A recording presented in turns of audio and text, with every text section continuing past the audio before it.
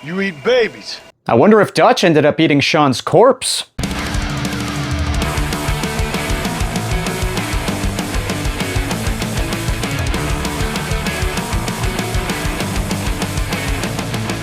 Hello everyone and welcome to Fiction Affliction, the show on the internet where we overthink everything you underthink. Yes!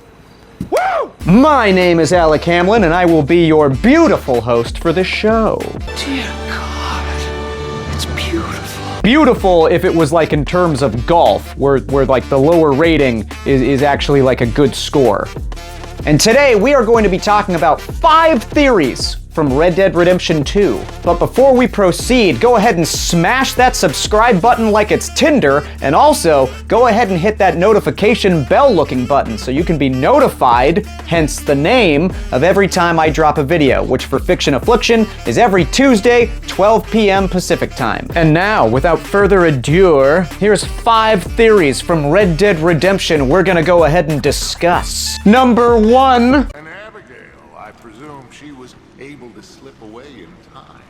Micah was not the only rat. Apparently, according to this theory, Abigail was also the rat. Was there just one rat? Was there 2 rats? Was the whole entire group all secretly ratting on each other individually and no one had any idea about that? That would be a cool twist. That makes no fucking sense! Personally, as far as conspiracy theories of Red Dead Redemption that I don't believe in, this one's my favorite. I think it's one of those theories that does have a lot of merit behind it. Now, the reason why people think that Abigail is the rat is because she's able to mysteriously kind of slip away from the Pinkertons during the bank robbery, and then out of all of the people, John's the only one who actually gets captured. Everybody else is kind of on a shoot-to-kill type of basis. Which means, logically, she must have made a deal with the Pinkertons to save Johnny Boy's life. She did you good, buddy. Let's look at the motives. She's wanting to save John Marston's life. She's wanting to save Jack Marston's life. She's wanting out of that life and to try and start over anew. Homegirl makes it very clear that she has kind of had it up to here with the criminal lifestyle and kind of doesn't want to really do this anymore. And also at the end of the game, we do find out that she was willing to rip off the gang by stealing the Blackwater money. Always was a good thief. Then toward the end of the game, Milton comes by and kidnaps only her. He doesn't take anybody else, he just takes Abigail. Now, personally, I don't think that she's the rat. I don't think that Abigail would do that to the rest of the group. Even Roger Clark, the actor behind Arthur Morgan, he doesn't think that she would do that. And according to him, he's not a big fan of Abigail. I can't stand Abigail, but she wouldn't do that. I do also think that Abigail is smart enough to understand that ratting on the group would put her family in significant danger. She knew the rules, Arthur. What the hell is wrong with you? So she also has motives to not rat on the group. And Abigail has also shown that she clearly cares about people who are outside her family, like Arthur or Sadie. If she was ratting on the group, then it puts Arthur or Sadie in danger. Time to move on to another fun theory. In theory number 2. I was almost starting to like that Kieran. Bill is so gay, and that's okay. This theory I fully 100% believe, and honestly, it's shocking to me that this is still technically a theory because Rockstar hasn't come forward and actually confirmed this, but I think this is something that the whole entire fandom has pretty much just accepted as truth. I think Bill being gay adds so much depth to his character. Now, Bill is not my favorite character to root for. He is obviously a terrible person in the game series, but from a writing standpoint, he is so interesting. So before I proceed into why having him be a gay character makes him way more interesting, let's explain why people think he's gay. We find out that Bill was kicked out of the military for degenerate behavior, which back in the day pretty much meant male-on-male lovey-dovey time. And as the game progresses, we also see Bill getting very friendly toward Kieran. You know, after that whole threatening to remove Kieran's cub maker's whole ordeal. Hold still! Pearson said he's short a little meat for the pie. Stop it! This ain't funny! After that, Bill gets very friendly toward him. There's a part where Bill tries to get Kieran to come drink with him, then when Kieran rejects Bill, Bill gets very hurt by that. And then at one point, he even tries inviting Kieran back to his tent at night.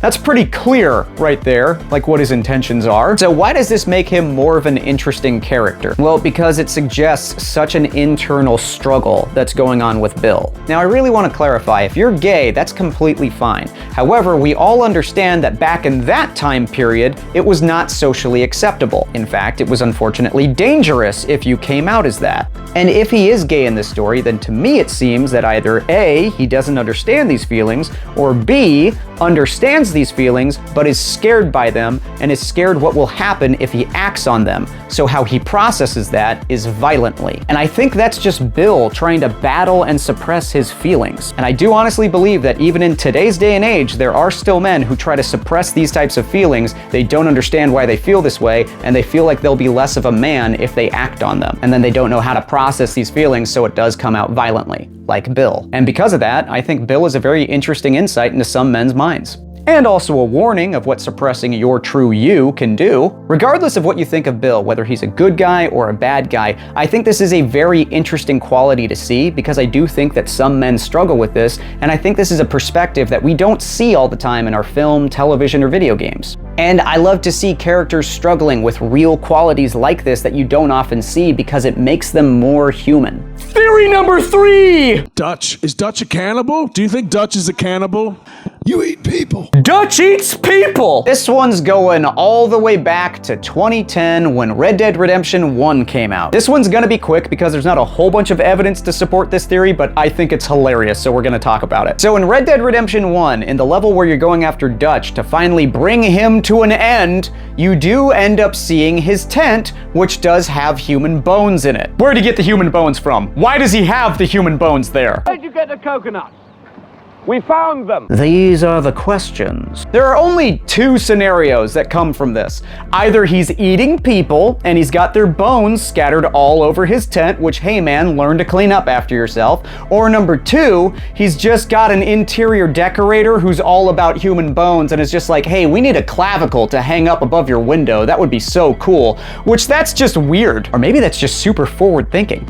Maybe that's the direction that we're going to go in as a society for interior decorating. Because in a post-Epstein's Islands world, does it really matter if we've got bones as decoration? People are eating people now! And no one's getting arrested! No one's being brought to justice. Don't tell me to calm down and do the video. This is what we should all be talking about all the time! Why am I talking about Red Dead Redemption 2? We should be talking about this and how no one's getting charged with anything! Sorry, I clearly went somewhere else for a little bit. I think right now would be a good time to talk about our sponsors. This video is being brought to you by Grifter's Cola. It's a problematic place to put this sponsor of all places. Like right after I went off on that rant, and now we're gonna talk about Grifter's Cola, that evil soda company that we've got a contract with. When does that contract end, by the way?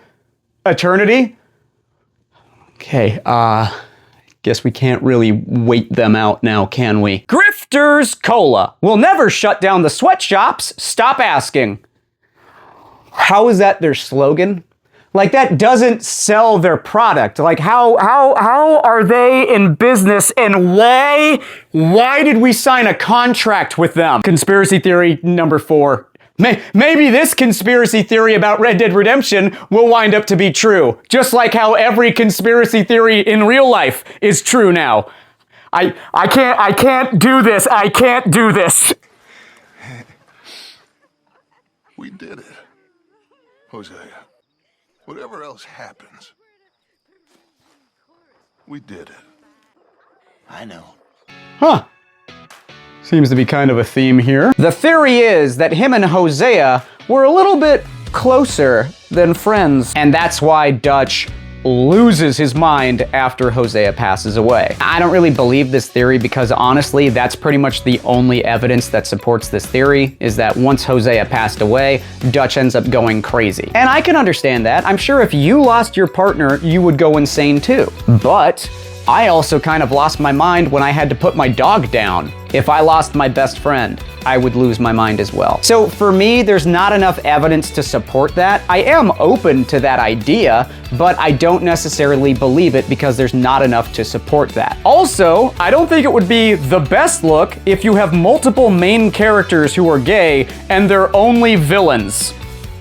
Not the best look. And conspiracy theory number 5. I'll tell you one thing. Uncle is not Red Harlow. Uncle is Red Harlow? God, I hope not. Even Roger Clark hopes this theory is not true.